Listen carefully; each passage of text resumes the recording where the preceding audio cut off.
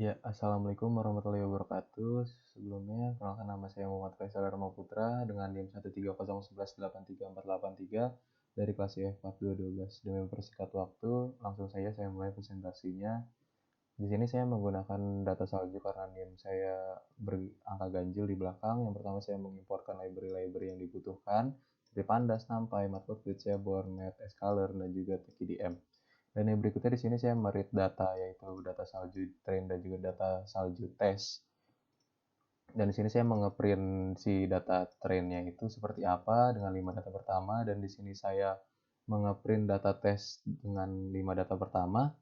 Dan di sini saya mendrop ke kolom yang mendrop kolom supaya dari kedua data test maupun data train tersebut dapat digabungkan karena agar tidak terjadi ambiguitas karena perbedaan banyaknya kolom. Dan di sini saya menggabungkan kedua data train dan data test tersebut pada variabel dfgap dengan bantuan library pandas.concat. Di sini dftrain dan juga dftest. Dan di sini saya juga mengubah data type dari tanggal menjadi datetime, yaitu dfgap tanggal lalu di pandas to datetime. Dan di sini saya mengeprint df gabungan tersebut yang telah di-concat dan juga telah diubah si datetime tersebut. Dan ini kurang lebih tampilan dari data frame gabungan tersebut. Dan yang berikutnya di sini saya memisahkan data numerik, yang mana di sini saya mengandrop si tanggal, kode lokasi, arah angin 9 AM dan juga arah angin 3 PM. Karena saya mengambil data numerik di sini karena untuk tahap clustering mungkin yang dibutuhkan hanya data numeriknya saja. Lalu di sini saya mengecek nih apakah ada nilai 0 atau kosong. Di sini ternyata masih ada dan banyak dari setiap kolom dan semuanya ada. Di sini saya mengatasi missing value tersebut dengan menginputkan rata-rata dari data tersebut. Dan yang tahapan berikutnya di sini saya mengecek korelasi dan outliers. Di sini saya mengeceknya dengan bantuan dari Python tersebut dengan .core. Saya .core-kan si data frame-nya, lalu saya menggunakan visualisasi heatmap. Dan di sini dapat dilihat korelasi paling tinggi itu berada pada suhu max dan juga suhu 3 PM dengan nilai 0,97. Karena berdasarkan grafik heatmap di atas, korelasi tertinggi dapat pada variabel suhu max dan suhu 3 PM dengan nilai 0,97. Di sini saya akan mendescribe dari si variabel yang berdasarkan tadi dua dapat di atas korelasi dengan tertinggi. Di sini dengan angka count-nya segini, mediannya segini, standar deviation segini, minimumnya segini, juga batas bawahnya segini, tengahnya segini, batas atasnya segini, dan juga nilai maksimumnya segini. Dan yang berikutnya di sini saya akan mengecek outlier, apakah ada outlier dari kedua variabel tersebut. Dan ternyata di sini masih terdapat outlier ya dari baik suhu max maupun suhu 3 PM. Outlier itu yang bulat-bulat ini, yang bertumpuk ini. Lalu karena di sini ada outliers, maka di sini saya akan menghapusnya dengan IKR, dengan fungsi IKR, dan di sini saya mencari batas outliernya dulu nih dengan kuartil 1, dengan Q1 atau kuartil 1 itu saya assign di sini dan kuartil 3 di sini, dan IKR ini saya kurangkan kuartil 3 dan kuartil 1. Di sini saya nyari nih low whisker-nya berapa dan di sini up whisker-nya berapa. Lalu di sini saya mereturnkan low whisker dan up whisker. Dan dari fungsi tersebut saya masukkan ke dalam tiap-tiap variabel suhu max dan juga suhu 3 PM. Dan di sini saya mulai mengasainkan hapus outlier dengan berdasarkan batasan di atas. Saya mengasainkan berdasarkan batasan yang di atas, dan di sini saya membuat suatu kondisi agar si data frame tersebut hanya mengambil data yang berdasarkan batasan outlier ini. Lalu di sini saya mengupload lagi nih buat ngecek lagi outliernya apakah berkurang atau tidak, dan ternyata berdasarkan visualisasi ini ternyata outliernya telah berkurang. Dan di sini tahapan berikutnya normalisasi. Di sini saya menggunakan library sklearn dengan ini min max, yang mana di sini akan saya inputkan lagi nih si data frame gap6-nya. Normalisasi ini tujuannya untuk apa? Untuk memberi skala skala angka dari data tersebut itu agar menjadi skala 0 sampai 1 dan agar dapat diproses dengan enak ketika clusteringnya. Dan berikutnya tahapan clustering, saya di sini menggunakan K-min, dan di sini saya mengambil dua data si suhu max dan juga suhu 3 PM. Dan yang berikut ini adalah tahapannya. Yang pertama di sini ada saya centroid. Tahapan centroid ini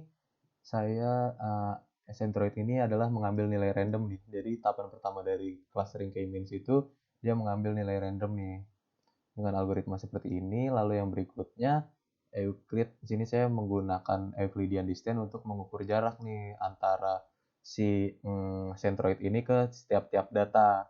Lalu yang berikutnya di sini ada tahapan clusteringnya. Di sini saya akan mengclustering nih, mengambil nilai minimum dari dari hasil data tersebut, dari ketiga cluster tersebut. Misalkan ada 3 cluster nih, nah terus dia nunjuk satu data. Dan dari ketiga cluster tersebut tuh mana jarak yang paling minimum untuk diambil, untuk dijadikan clusternya dia. Dan sini ada update centro. Jadi ini di sini ada fungsi update centro untuk mencari centroid yang baru. Di sini langsung ke mainnya. Dan ini adalah dev main-nya, kurang lebih isinya tuh sama kayak fungsi yang di atasnya ini. Lalu oh iya, fungsi mainnya di sini while stop. Dari sini ada while nih, dia kapan berhentinya si while ini. Nah, while berhenti ini ketika si centroid sebelumnya itu sama dengan centroid si sesudahnya. Maksudnya centroid baru itu sama dengan centroid sebelumnya. Lalu di sini yang seperti yang saya katakan di atas tadi, jadi tuh dia ngambil centroid dulu nih random, lalu lanjut nih ke sini untuk mengukur jarak, lalu lanjut sini clustering, ini masukin ke data frame, lalu lanjut ke sini for i in range k, dia tuh untuk mengklasterisasi atau nanti di sini ada update centro juga. Lalu lanjut untuk mempersingkat waktu. Di sini saya nge-run code-nya nih di sini dengan K-nya 3. Di sini saya nge-run code-nya berdasarkan fungsi main. Lalu di sini dapat new centro-nya segini. Dan di sini hasil DF hasil kelasnya itu segini, ada data ini dan juga klasternya di sini dan juga jaraknya. Lalu di sini saya akan membuat plotting dan berikut adalah visualisasi dari clustering dataset salju tersebut, yang mana yang hijau, yang merah ini cluster 0, yang biru ini cluster 1, dan yang hijau ini cluster 2. Dan sini masih terdapat beberapa outlier ya. Lalu di sini lanjut, dan ini new centronya. Lalu di sini saya akan mengevaluasi, dan di sini di evaluasi ini saya menggunakan elbow method dan juga SSE ya. SSE ini dia akan mengukur error yang dari tiap K. Jadi sini saya akan mengevaluasi dari setiap K, apakah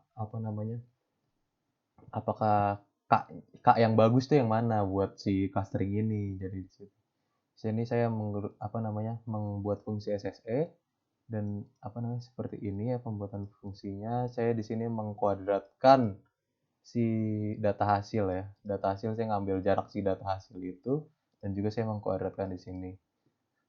Karena si data hasil ini ada nilai jarak, yang mana nilai jarak tadi diambil dari Euclidean dan Euclidean itu diakarkan, maka di sini saya kuadratkan 2 lagi.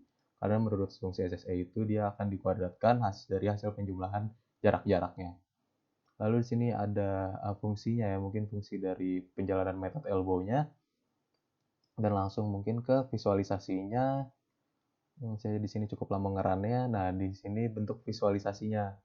Dapat dilihat bahwa nilai 2 ini memiliki nilai SSE, dengan K sama dengan 2 ini memiliki nilai SSE tertinggi, dan K sama dengan 7 ini memiliki nilai SSE terendah. Di sini saya mengambil nilai K3 itu kenapa? Karena pada K3 ini terdapat patahan ya. Yang mana kalau nilai SSE semakin rendah itu juga tidak baik kalau menurut saya, karena bisa menyebabkan overfitting. Dan di sini saya mencari nilai K ini patahan karena menurut metode elbow itu dari elbow-nya itu yang berarti siku kan, berarti dia mendapatkan patahan di sini di nilai 3. Dan sekian yang bisa saya presentasikan, bila ada kurang lebih yang mohon dimaafkan. Wassalamualaikum warahmatullahi wabarakatuh.